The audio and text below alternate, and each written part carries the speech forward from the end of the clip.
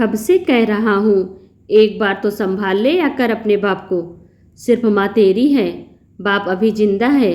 देखना मेरा क्या हाल हो गया है, कुछ भी ढंग का नहीं मिलता। सोहम जी ने अपनी बेटी रोमा को फ़ोन पर सुनाना शुरू कर दिया। माँ की फिक्र थी, बाप की कोई फिक्र नहीं है। जब से माँ गई है एक बार झाँका तक नहीं, बाप किस हाल में है। रोमा की माँ को मरे हुए अभी 6 महीने ही हुए थे, तब वो करीब 15 दिन रुकी भी थी। पुणे से लखनऊ रोज़ रोज़ आना जाना मुमकिन भी नहीं है और माँ के बिना जाने का मन भी नहीं कर रहा। पर फ़ोन पर 2-3 बार घर पे बात कर ही लेती है, 2 बार पिताजी से और 1 बार अपनी भाभी पूनम से। सोहम जी दिन में 2 बार बात करते, उनमें 10 बार अपनी बहू पूनम पर खींच निकालते। तेरी माँ थी तब भी रोटी यही बनाती थी, तब इसे अपनी सास का डर था, कितने पतले फुलके बनाती थी। अब देखो इसे घास काटती है, मोटी रोटी बनाकर पटक देती है। हाँ भाई, कौन टोकने वाला है अब। 2 टाइम का दूध अब 1 बार कर दिया मैंने, वो भी इससे तमीज़ से नहीं दिया जाता। पता नहीं क्या मिलाने लग जाती है।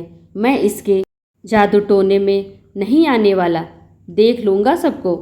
रोज़ एक नई शिकायत सुन सुनकर रोमा का भी दिमाग खराब होने लगा था। वैसे पूनम उसकी बहुत अच्छी दोस्त भी थी। 18 वर्ष हो गए पूनम को उसकी भाभी बने। दोनों हमेशा हमजोली की बात रही। वो जानती हैं पूनम का स्वभाव कितनी मिलनसार और केयर करने वाली है। माँ की 18 वर्षों तक उसने जो सेवा की वो किसी से नहीं छुपी है। अब तो सोहम जी भी उसके गुण गाते न थकते थे, पर अब रोज़ रोज़ पूनम के बारे में सुन सुनकर उकता सी गई है। कहीं भाभी सच में बदल तो नहीं गई। देख ले तेरी भाभी को कितनी बार कहा है मेरे पैरों में दर्द है, फिर भी मुझे रोज़ दूध लेने भेज देती है। अच्छा भला देने आता था दरवाजे तक, लेकिन महारानी ने उसे मना कर दिया। हाँ भाई, इसे 24 घंटे का नौकर जो मिल गया है। बता रहा हूँ मैं, मेरी हालत बहुत बुरी हो चुकी है इस घर में। तू भी आकर मत संभाल।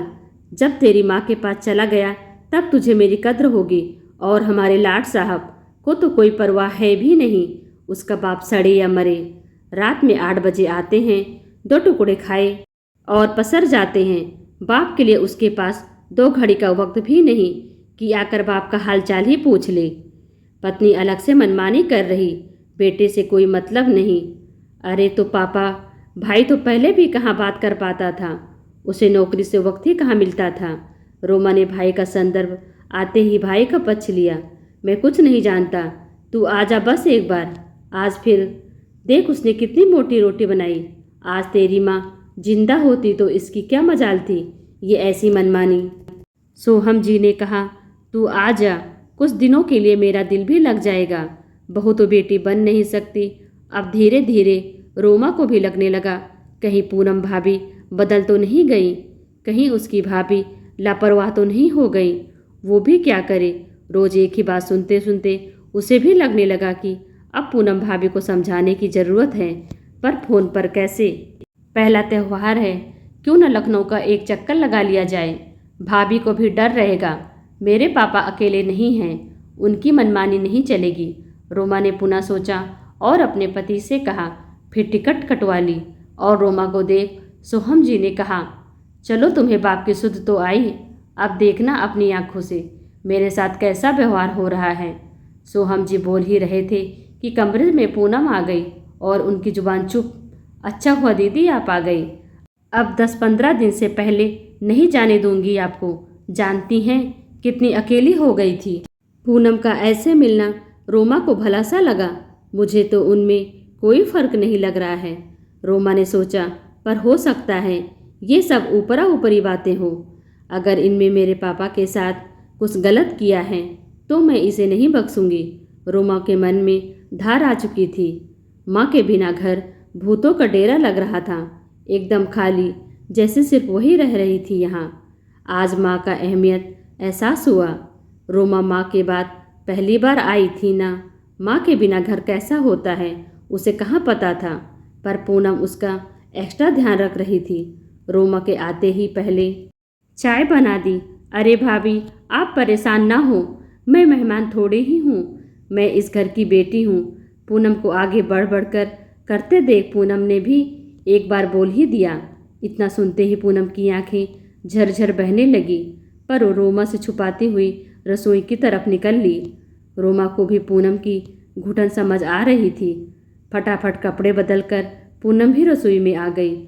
उसे भी तो तहकीकात करनी थी। रोमा ने देखा पूनम तो वही पहले जैसे फुलके बना रही हैं, एकदम पतले, शायद उसे देखकर बना रही हो। रोमा ने सोचा, बहू मेरा भी खाना परोस दे। जी, इतने सारे सिके हुए हैं, एक परोस दो इनमें से। नहीं दीदी, पहले पापा 2 फुलके आराम से खा लेते थे और अब इन्होंने अपनी खुराक कम कर दी है। जिद करके डालूं तब गुस्सा करते हैं, फिर माहौल बिगड़ता है। आप रुकिए, थोड़ा मोटा सा सेक देती हूँ, खुराक तो पहुँचे थोड़ी सी पेट में। देखिए कितने कमज़ोर हो गए हैं। रोमा पूनम का चेहरा ताकती रह गई। सोहम जी ने आज भी रोटी पटकते हुए खा ली। ला बहू, दे बाल्टी, दूध ले आऊं। शाम होते होते सोहम जी गुस्से में बोले। पूनम ने बाल्टी दी और सोहम जी के जाते ही वर्मा जी को फ़ोन कर दिया। चाचा जी, पापा जी निकल गए हैं। अरे भाभी, किसको फ़ोन कर रही हो? वर्मा अंकल को। पापा जी ने मम्मी जी के जाने के बाद कहीं निकलना बंद कर दिया था। दूध वाले का आना इसी चक्कर में बंद कर दिया। सोचा पापा जी ले आएंगे तो थोड़ी उनकी सैर ही हो जाएगी। उनके कॉलोनी वाले सभी दोस्तों को मैंने बोल दिया, वो सब भी उनके साथ हो लेते हैं। क्या करूं दीदी, पापा जी सबसे दूर होते जा रहे थे। अभी आधा घंटे सब दोस्त साथ में रहेंगे। ये सब रोमा की सोच से परे था। वो सिर्फ पूनम को निहार रही थी। ये क्या कर रही हो भाभी? अरे वो पापा जी आजकल बड़ी मुश्किल से एक बार ही दूध लेते हैं। पहले तो बादाम मुनक्का सब लेते थे, पर अब इन्होंने सब बंद कर दिया है। फिर इन्हें कब्ज हो जाती है, इसलिए बादाम मुनक्का की पेस्ट बनाकर दूध में मिलाकर दे आती हूँ। कुछ तो पहुँचे इनके पेट में। रोमा निरुत्तरित होकर उनका चेहरा ताक रही थी। पेस्ट बनाकर दूध में मिलाकर दे आती हूँ, कुछ पहुँचे इनके पेट में। रोमा निर्तरित होकर उसका चेहरा ताक रही थी। अब क्या बचा था? अपने पिताजी की, उनकी माँ की जैसे उनका ध्यान रखने वाली उनकी बहू के लिए उसके पास कोई शब्द ना थे। अब वो अपनी सोच पर शर्म कर रही थी। मैंने क्यों पापा की बातों पर यकीन किया? काश पापा भाभी को समझ पाते। रोमा मन में सोचने लगी। कह दे अपनी भाभी से, इसे जाना हो तो जाए अपनी माँ के पास। 2-3 दिन तब तक तो रहेगी ही यहाँ। कोई यही ठकुराई नहीं है इस घर की। इसके बिना काम नहीं चलेगा जैसे। अरे मैं जी लूँगा इसके बिना, सारा काम हो जाएगा। सुन के पूनम के नेत्र अविरल बहने लगे। उसने भी सोचा पापा जी शायद चिड़चिड़े रहने लगे हैं। जा ही आती हूँ माँ पापा के पास। वैसे भी पूरा 1 साल हो गया। पहले मम्मी जी की तबीयत की वजह से नहीं जा पाई थी। अब चली जाती हूँ। भाभी, पापा ठीक कह रहे हैं। आप अपनी पैकिंग कर लें। मैंने भाई को बोल दिया है, वो टिकट बनवा देगा आप दोनों की। रोमा ने कहा, पापा आपको भाभी के सामने ऐसे नहीं बोलना चाहिए था।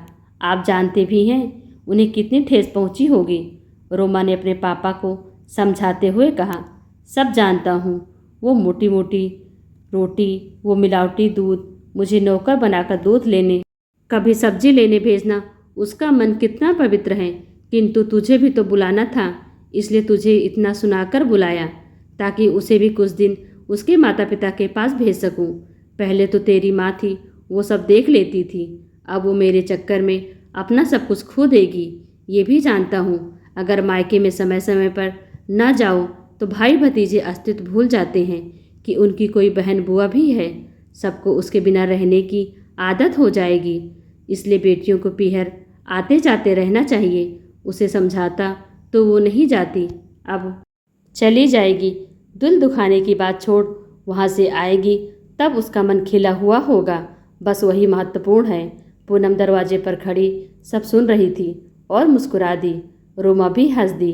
पापा का प्यार देखकर, बहू और ससुर का ये अनकहे रिश्तों को देख रोमा की आंखें नम हो गईं। ये दोनों बिना कहे ही एक दूसरे का कितना ख्याल रखते हैं। दोस्तों, आपको यह कहानी कैसे लगी कमेंट कर हमें ज़रूर बताएं। वीडियो को लाइक कर चैनल को सब्सक्राइब करना बिल्कुल भी ना भूलें। Thanks for watching.